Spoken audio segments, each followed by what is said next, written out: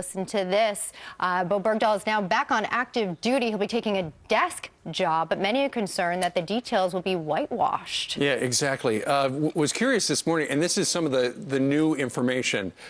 Even though it was, 6 weeks ago that he was swapped for the 5 Taliban bosses in a move that has infuriated many people, he still has not spoken to his parents, which is curious.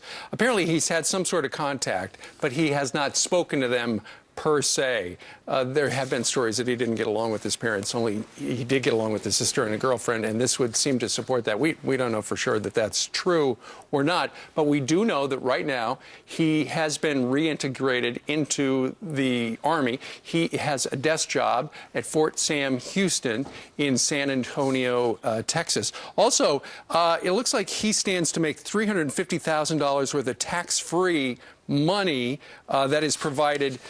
It is determined that he was a prisoner of war, and he did not go AWOL. Also, officials dismissed that photo of Bergdahl posing with the Taliban. They say that's propaganda, and they say as well that he has been in contact with his parents, although he has not spoken to them per se. Yeah, and we've heard from platoon mates before who say that no one really wants to hear what they have to say, and also that they believe that the feds also know what happened and have already predetermined if he is a deserter or not in their minds. He certainly is. Actually, when you hear Lieutenant Colonel Ralph Peters, he was last night on Megyn Kelly, and he had some strong words here saying this is the nicest that we've ever treated anyone in this situation.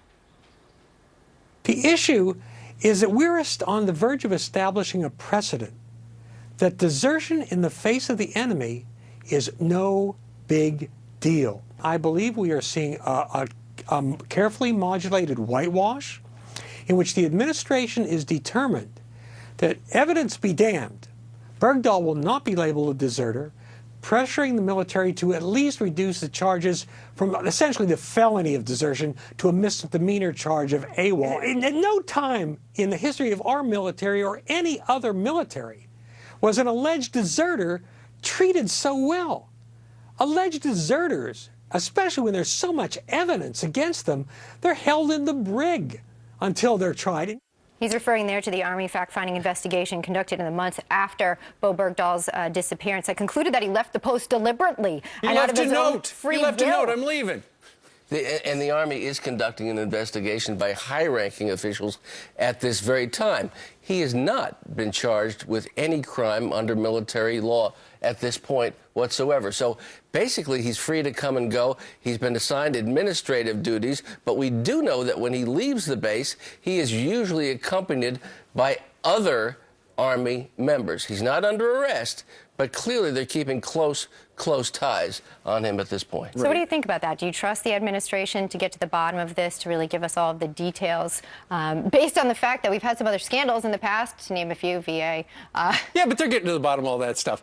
What's curious is, and we just heard Ralph Peters talk a little bit about how the guy should be in the brig.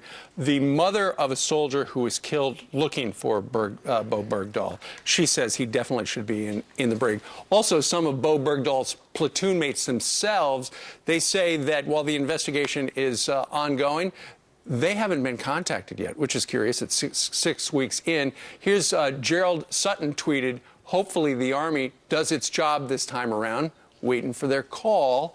And Matt Vierkant says, I didn't know it was April 1st already.